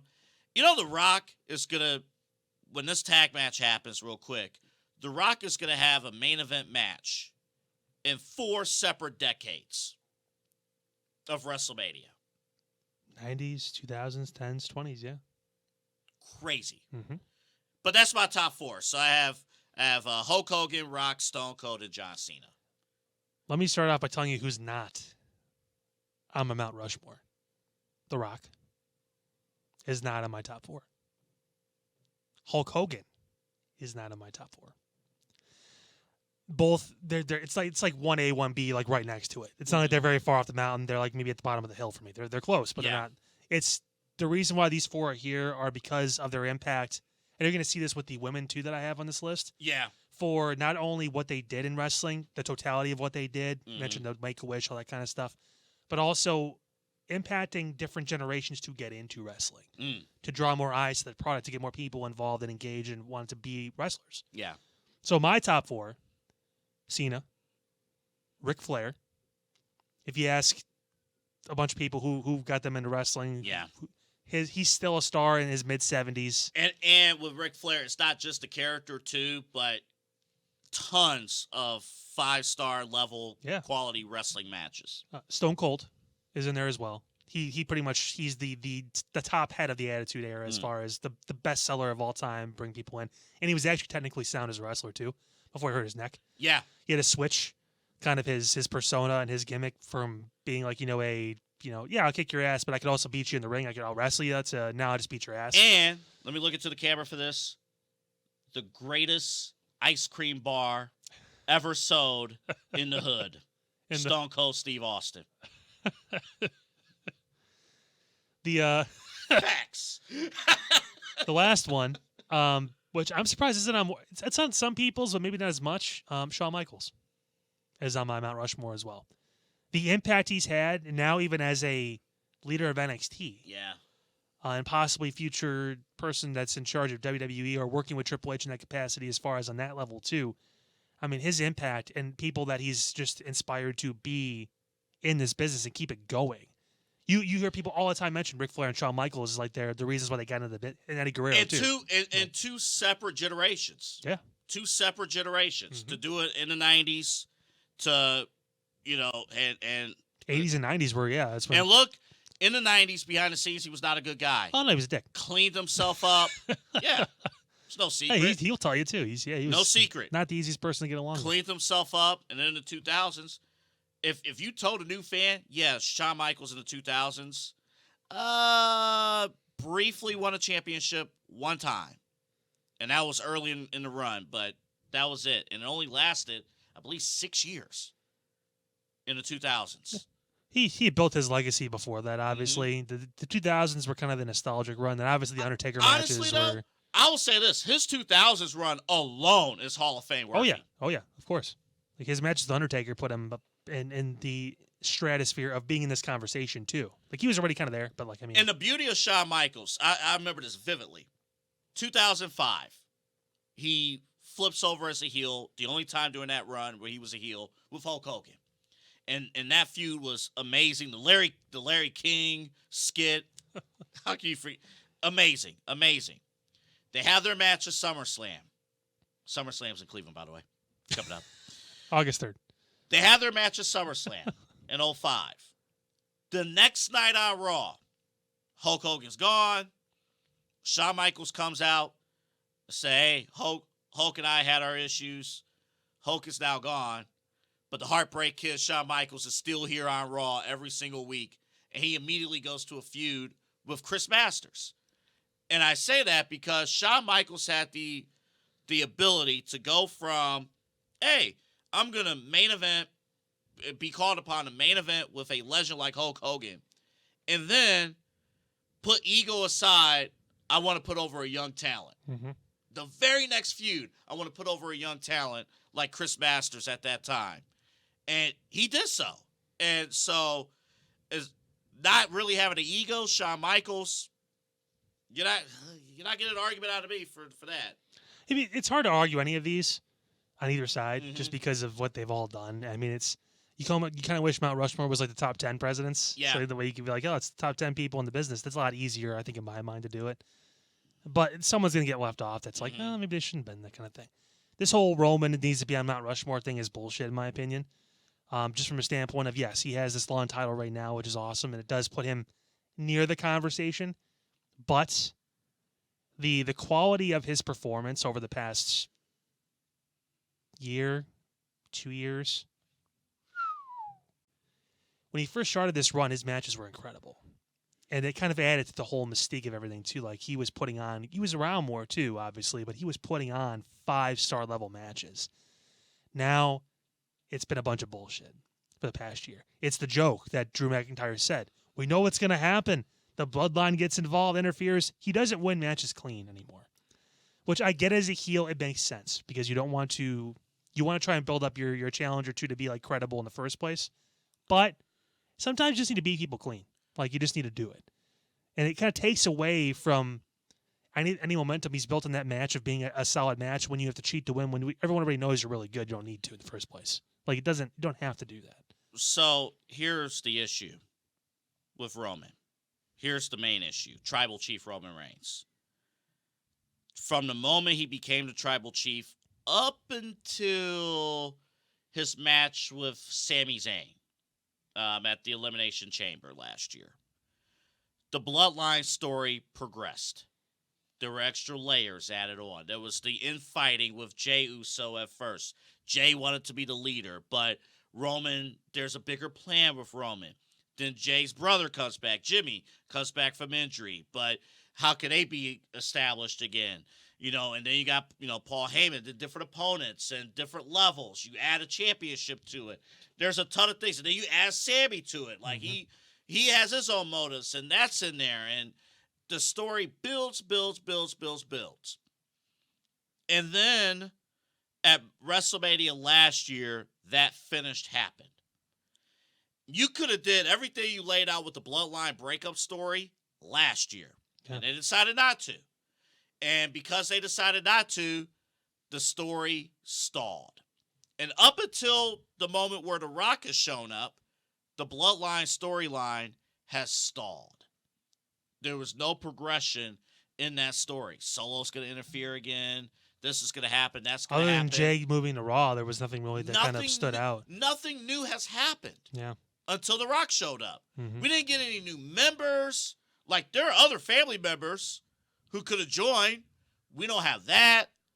You're now negatively impacting Solo as far as like, oh, Solo can actually talk. Go back to his NXT days. He can actually do something. Right. No, he's just a bodyguard who hasn't had his character progressed. Like, nothing good has happened. And now what's been happening, Rock comes back. I know The Rock has acknowledged Roman Reigns. I know The Rock has called him the Tribal Chief. The Rock, in turn of having his own entrance. The Rock, which was cool, by the way. The new entrance cool, was sick. Yeah. Which is great. I'm not but I'm saying for the story of the Bloodline development, him having his own entrance. The Rock referring to strictly himself in third person all the time. He's not really in the Bloodline. I think that his eventual thing is going to be like, you may be the Tribal Chief, but I'm the High Chief. I've seen that a lot, and I think that makes sense. Like, yeah, you could be the Tribal Chief. Cool. Yeah. I run all of it. You can run you can be on the ground, your boots on the ground. I'm above you, type thing. But also, Roman will not be in my Mount Rushmore because the 5-year run he had between the Shield and Tribal Chief, Big Dog Roman Reigns. absolute garbage. Trash. When he actually ate dog food on air, when he got dug by Baron Corbin, when he got that poured on him, you didn't like that? That didn't tickle your fancy? Not really. That didn't tickle your fancy feast? The suffering succotash. Oh, Jesus. Yeah. No. And Anyway, the women. Let's give them some proper attention too. you go first. Do you want me to go first? Yes. Okay. Because I know who you're just gonna have probably the 4 horsewomen. But so I mixed mine up a little bit. I do have 2 of them on there. So I have Charlotte Flair as one. She's a 14-time champion. Obviously, one of the biggest stars in WWE. The last name doesn't hurt either, but I mean, just having that pedigree, there's been no one like her as far as winning on that side of the aisle as far as women's wrestling is concerned. And she's also one of the biggest just stars in wrestling in general. So for me, she pulls the needle, and she should deserve to be on that list. I have Becky there as well. I think the impact she's had. Talk about obviously showing that story of kind of being an afterthought coming out of NXT, because it was all about Charlotte and Sasha, and even Bayley had some some momentum. Obviously, remember people say how come Bayley didn't come out right after with the other 3, and Becky has the goggles. Yeah. They gave Bayley her own moment, obviously, with all that, because they believed in her too. But Becky was kind of like the weird, where's she going to fit in? Is she going to be big enough? And she had that moment when she got her nose broke by Nia and all that stuff, where it all just flipped and went over. And she's arguably been the biggest star in wrestling since then on the women's side, not excluding Charlotte, obviously, too, but she's in there. You may not like this one, but again, I kind of looked at this as who's influenced a lot of people too, along with winning and being successful and kind of changing the kind of the narrative for their side. If you say Lita, I'll love it. I say Lita. I love that. Not as much Trish. People sometimes say Trish, some people do, but a lot of people say Lita is the one that got him into wrestling when it comes to the women's side of things, because of what she did in the ring too. She was a better worker than Trish, at least back before. Yeah. I give Trish credit. She worked her ass off and got better. But I mean, Lita was already, she was, in Independence in Mexico. She was really wrestling. She wasn't obviously a model that came in. Even though she had model looks, she still found a way to do that kind of thing.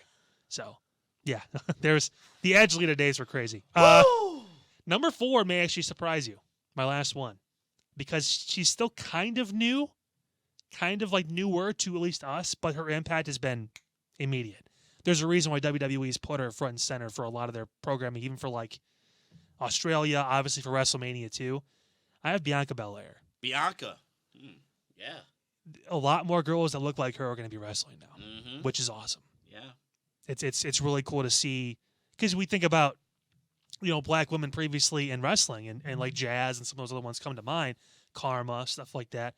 But she has brought this to a whole nother level because of her abilities in the ring, her athletic ability, her ability to talk and have that personality, as well as just being able to win and doing well. I mean, she had the Super Cena thing going on for over a year when she was champion too at that one point. She's already, I think, won the championship 3 or 4 times. She's built this up so much. That's why she was on the WrestleMania kickoff, even though she has no fucking direction to WrestleMania right now. Yeah. Because she's that big of a star. Yeah. She deserves to be on this, in my opinion. She's one of those that has to be on the show just to, if you want to say, just to be there. It's not even because of just the racing or whatever like that. I know I mentioned that here briefly, but she's that damn good, I'll too. tell you.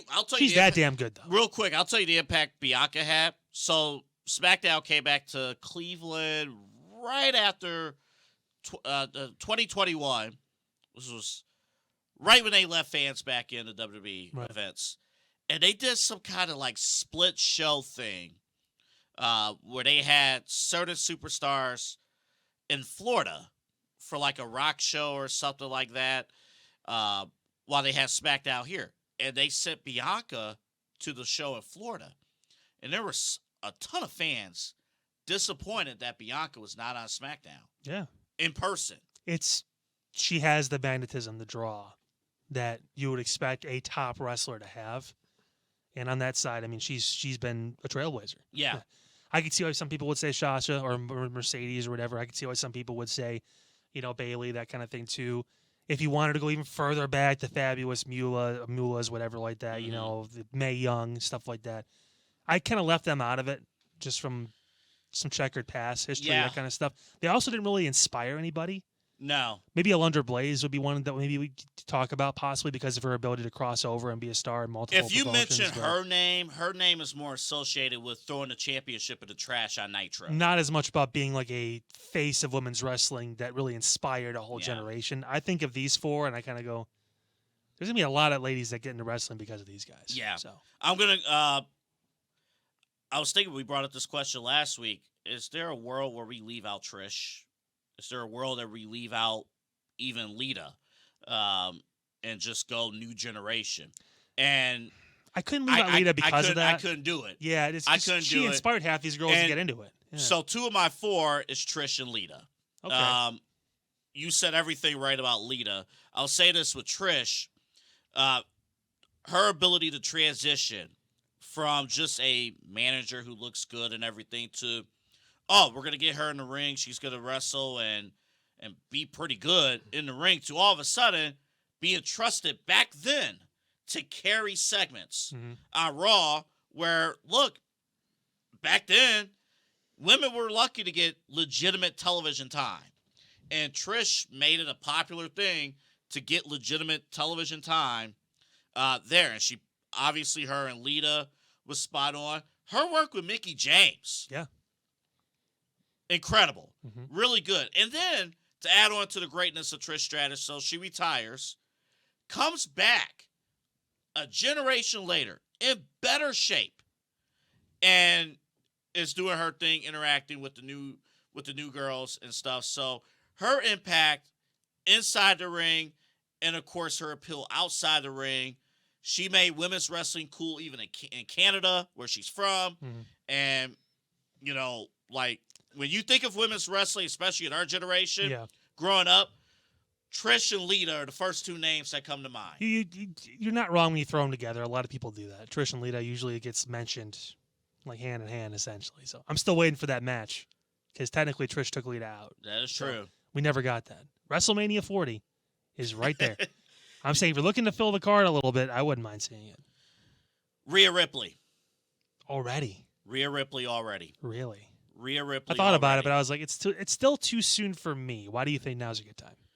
I think it's a good time because she is, when you think of Rhea Ripley, obviously she's a strong woman, strong everything.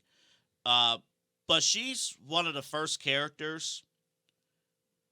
I'm going to say this as tasteful as I can.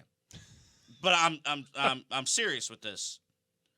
Well, I don't think of Rhea Ripley as just, she's just attractive. boxed in.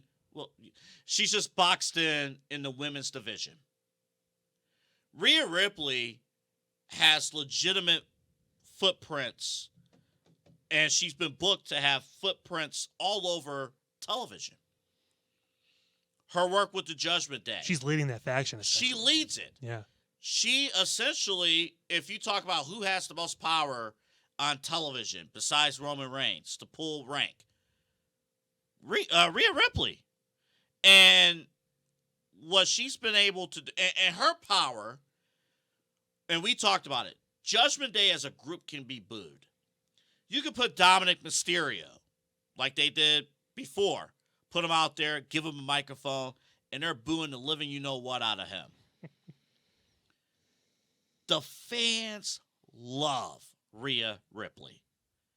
Rhea Ripley is not just boxed in the women's division. She kind of transcends it, is what you're saying. That makes sense. Absolute crossover, and she just looks the par. She just does. My only thing with her is I don't know how much she's. It depends on how you define your Mount Rushmore. Like for me, like I said, I want it to be able to be a thing where we can see the impact she's having on future generations to come. I can see it from maybe a standpoint a little bit of like having that impact of being like a full star show or full show star as opposed to like just being in the women's division. That could be maybe where she kind of leaves her mark. I don't see like a lot of like, younger girls being like, I want to be like Rhea Ripley when I grow up. Like, I don't know if I see that. I disagree. I am seeing that. I am seeing in Australia you probably see it, yeah. No, I'm seeing it here too. Like kids legitimately excited to I thought it was like a 17-year-old girl that's going through some issues at high school that wanted to throw a choker on. It was. But you know what? Why? But you know what? Why not? Rhea Ripley is somebody who I get it. Somebody there's who no may wrong not answer. be may not be like accepted, right? Yeah. And she's making it cool to be her.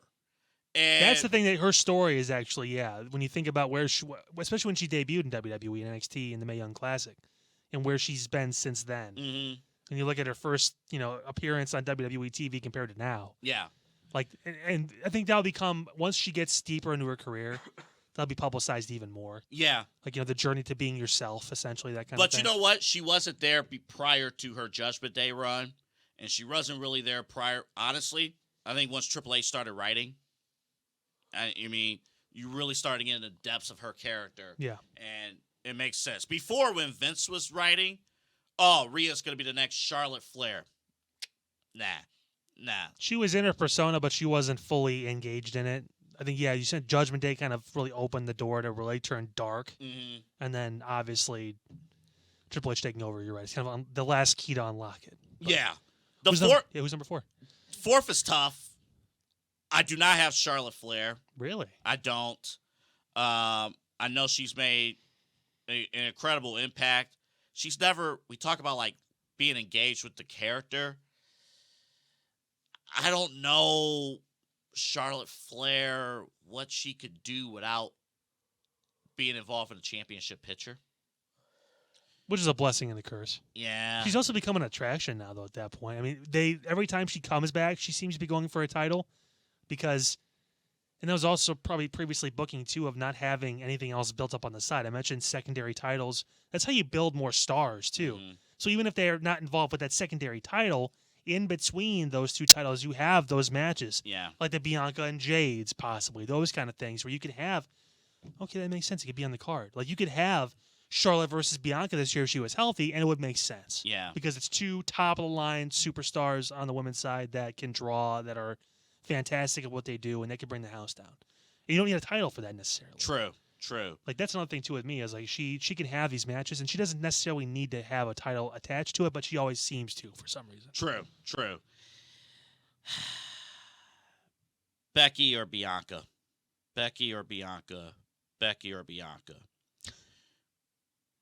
I cannot deny Becky being responsible for main eventing a WrestleMania. Well, who else is in the main event of WrestleMania, though? Ronda Rousey, and Charlotte. But Charlotte was. She was added in because of her star power.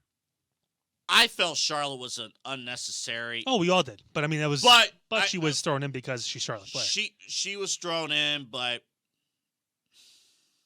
I think she was thrown in a little bit more for protection. Maybe you don't trust Ronda in a one-on-one situation at that time. Wow, Ronda was champion.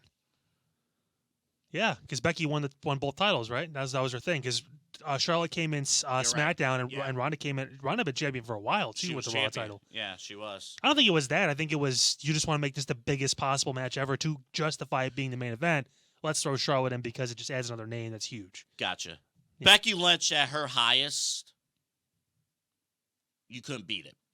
It's kind of like Stone Cold. Yeah, like the reaction, it was that kind of rocket. Now her spot could change. It could change. I'm starting to get a little concerned that is Becky really like the man, right? Is Becky really a Mount Rushmore? Like, is this sustainable in terms of this conversation? Or does she just have one really hot run in 2019 out of frustration from Charlotte, and she built upon the frustration, delivered the goods, winning the championship at Mania 35, and then it seems like she's been trying to find that groove back ever since. The Big Time Bex run did not really work out too well. She's being outshined in this feud with Rhea Ripley.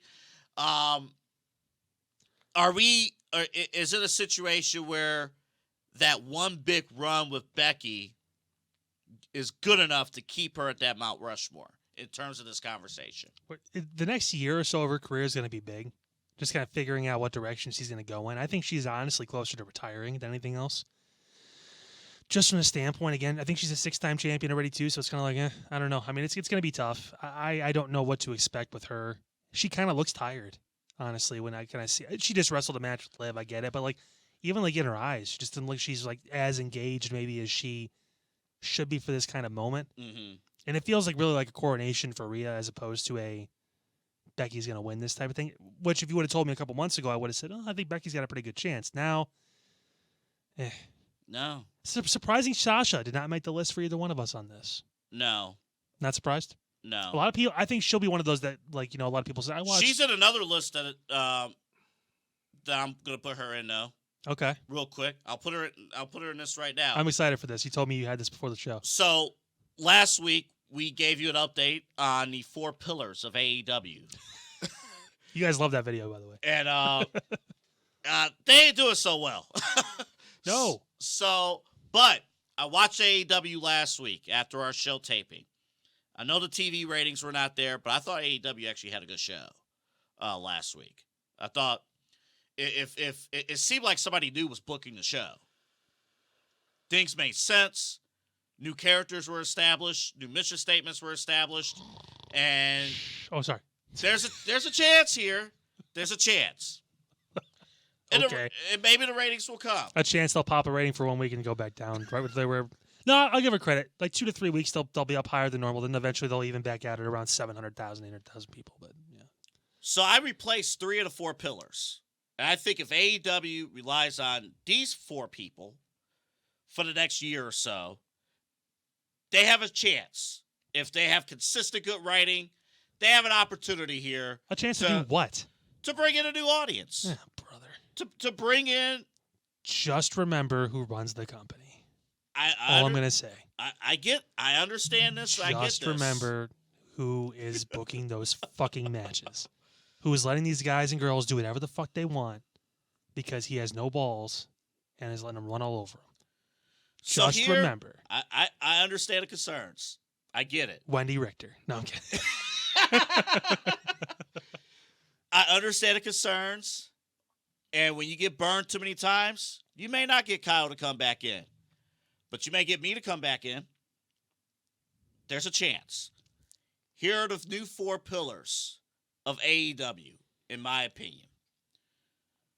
Number 1, Swerve. Swerve, look, get this man the W, give this man the championship, or have a compelling feud with Samoa Joe, with Joe ultimately, Swerve ultimately getting over, winning the championship.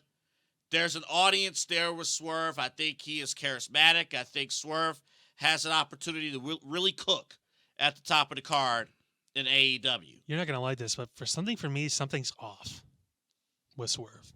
I've watched a couple of his promos recently, too, and just kind of seeing how his manner... Something about him, to me, doesn't scream star. To me, at least. I got you. Listen, who am I to judge any of this, right? But at the same point, like for me, something just doesn't click. The same way I've seen with some guys that have been in that spot that have just, it feels more like a run and less like a star maker for me, at least. They got to let him cook. And he has to be confident enough to cook. Yeah. It needs to be. Case in point, Trick Williams is cooking. Trick Williams right now in NXT, everything's on the money. But even with Trick, like it's the same thing for me where it's like you talk about sustainability too. Like we've seen Becky now maybe come on the downside of that. Mm-hmm.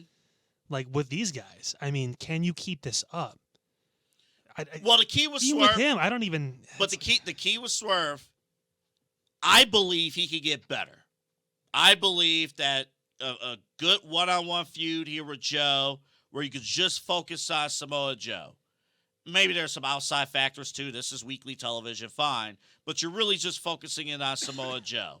If you can focus in on Samoa Joe and just cook, there's something there with Swerve where he could be... I could believe him as one of the top faces of AEW compared to Sammy. Compared to him. Right? Well, Guevara's so young, too. I mean, he's got all this time to actually grow up a little bit. I mean, he's... Yeah, but the problem is, like, even with Sammy, like, nothing has he's never really shown the ability to cut a promo. Yeah. He's never really. He's got the slappable face. He could be the heel. Right. That's for sure. Swerve has a chance here. Yeah. Number 2. Do not let Dave Meltzer make you hate this guy. Don't say Okada. No, I'm not. Okay. But Ospreay. I'm going to mention him. Disregard. Dave Meltzer will make you hate him. But the dude could actually wrestle. Now, the match he had last week was not a 5-star match. But it was really good. And it was probably the best match on professional wrestling TV all of last week. He is really good. I'd give him my left testicle if he could start selling. That'd be fantastic. Somebody got to do something. But like, come on. Like, it's storytelling. That's what it is. You're telling a story when you put together a match. It's just a basic baseline of doing something that's going to get reaction from people. Not just hot-shotting it and doing big moves 3 times in a row and getting right back up. So he has an opportunity here. His first pay-per-view match, or first feud as a full-time member of AEW, is going to be with Bryan Danielson at their next pay-per-view in St. Louis. So sell. If there's any opportunity, please, to sell, to conduct a professional wrestling match correctly, it is with Bryan Danielson. That's for Bryan too. Like, dude, wrestle the right match. Slow it down. Make it mean something. That's how you get this guy over to the American audience. Because Double A can talk about the 4 pillars of the second best company in the country, but nobody knows these fucking people. Mm-hmm. Nobody knows who Will Ospreay is in the States, unless you're a diehard AEW already watching wrestling fan. You need to get him over with everyone else tuning in, because there's going to be more eyes on AEW for the next few weeks. So take advantage of it.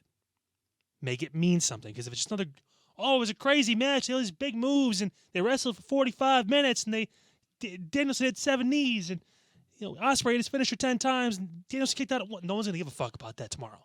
It's great today. Meltzer will give it 7.5 stars. No one gives a fuck about his stars.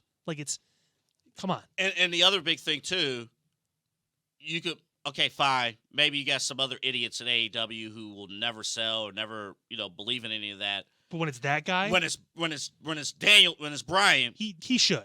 He knows he needs to do the right thing. He knows what to do. The question is, will he do it, or is he going to cater to Ospreay's style, which he does a lot. He'll cater his match to the person he's wrestling, which is okay when you're wrestling other actual professional wrestlers. But when you're wrestling a guy that just likes to have, I don't know, 5 stars, I don't like it, bruv. Well, fuck you then. I don't give a shit about your stars. I can draw stars on a paper. Does it mean I get 5 stars? Fuck you. Right. No, it's Daniel Bryan's responsibility to get Ospreay up to speed. Yeah. And to make him wrestle the right way. It's frustrating for me too, Double A, just because he's so talented. Yeah, and that's the thing. And if it's a scenario where they do this pay-per-view in April, Dynasty in St. Louis, if they want to run it back at Double or Nothing in May, just so he can get more reps, more experience with Bryan, I'm cool with that. I'm cool with that because he is the future of AEW. If he can do things the right way, AEW can gain some viewers. Put him in the ring with Bryan. Put him in the ring with Joe. Those kind of guys that can actually teach him how to wrestle the proper way while still being able to capitalize. It's not like everything he does is wrong. It's just you're not telling stories with your matches. You're just going and having matches. Yeah. Name one story Will Ospreay's been a part of in his entire wrestling career that stands out to you. I'll fucking wait. We connect with these people because they have stories. We know more about them. We relate to them. It's the whole video package thing too. It's presentation and it's character driven. Yeah. Whether you again, it's all a part of it. It's not you need to just be a character, or you need to just be a good wrestler. Like O'Shea Jackson said, you got to movie it up. Yeah. I'm not saying make it a full screen picture, but at the same point, take some time out of the show to let us know who the fuck this guy is and why he should be a pillar. Yeah. Because he should be. You're right. Let me speed through these last 2. Yeah, the one that I'm going to keep is MJF. Of course. I really don't need to. No need to explain that. Yeah. Just please get healthy. Yeah. You'll be good to go. My 4th is actually a female, and I kind of gave it away a little bit earlier, Sasha Banks. And Sasha Banks, It's odd to say this about the AEW women's division. Maybe other than Toni Storm, who's doing great work, by the way. Maybe other than Toni Storm and maybe Paige. Not a ton of names. Paige isn't even a name anymore either. No, she's really just, Rampage? She doesn't even, it's... But she's regretting now not going and taking Triple H up on his offer because that would have been... She'd be in the mix right now. Sasha wanted this. She wanted to be... She says there's a lot of talent in the AEW women's locker room. Okay, fine. Talent. There's not a ton of names. So she's going to be called upon to be the face of this women's division. When you talk AEW women, her name is front and center. Can you do me a favor, Tony? I'm going to speak directly to the guy who runs AEW really quick. Don't book Mercedes to win the title in her first fucking match, please. Here's an idea. Have someone like Britt Baker come back and have her debut against her. A high-ranking person in the division that is on the same level or close to Tony's level, and have her build up some wins first. I don't know, build a following with her too. Just because she has WWE behind her and all that stuff, obviously, and she has that, people know who she is. Obviously, everyone in Boston did too, and just because she's going to pop a rating for you this week, it won't be, I don't think, too big, but it'll be a nice little bump. Little bump. Little bump. Mm-hmm. Little bump, like, when a kid gets on his schmeckle and gets nervous, little bump. But nevertheless, you just... I'm trying to liven up. But Tony didn't say anything with CM Punk. Yeah, that worked out really fucking well, didn't it? He didn't give Punk a championship match immediately. His first match was against Darby. By the way, good luck, Darby. Climbing Mount Everest. Is that his thing now? He's going to. Oh, is he done wrestling for a little bit, or what is he doing? Yeah, he's going to be off for the next couple months to climb Mount Everest. God where damn it. Where the hell is going on? 300 some people have died climbing Mount Everest. 200 people have not even been found on Mount Everest. Maybe Darby can find them. Because their dead bodies are on the mountain. If I was his boss, I would not allow him to go on this trip. No shit. I'm just saying. This is one of your pillars. This is one of the people that is. No, he was replaced. Well, you just did. But he's supposed to be one of these guys, and he's in his he's 30. He's got to be barely 30. Barely 30. You protect your stars. You don't let him crash through real glass. You don't let him do this kind of shit. And you don't let him climb Mount Everest while he's an active wrestler for your company. You Idiot. Fucking moron. Idiot. Like, I can as an adult male to an adult male, you are an actual idiot. I just want you to say, I want to say this right now to you. Billions of dollars, Jacksonville Jaguars, who the fuck cares? Dude, dumb decision. Because if he dies, that's not his watch. But think about the memorial show they'll do for him. They'll pop a rating for a week. Well, sure. Stupid. But stupid. That's gonna be on his watch. If I was the boss, I would say, "You want to climb Mount Everest?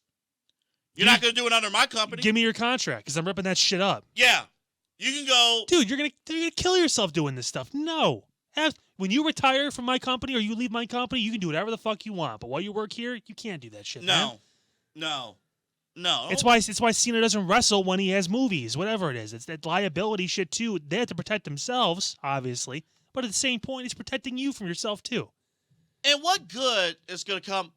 We have a wrestler who was able to climb Mount Everest. Whoop-de-fucking-do. Boy, that'll draw tickets. Who's never won an actual major championship in your promotion. Great. Boy, that'll put butts in seats, to use the great words of Tony Schiavone. Their ratings are going to go down that week.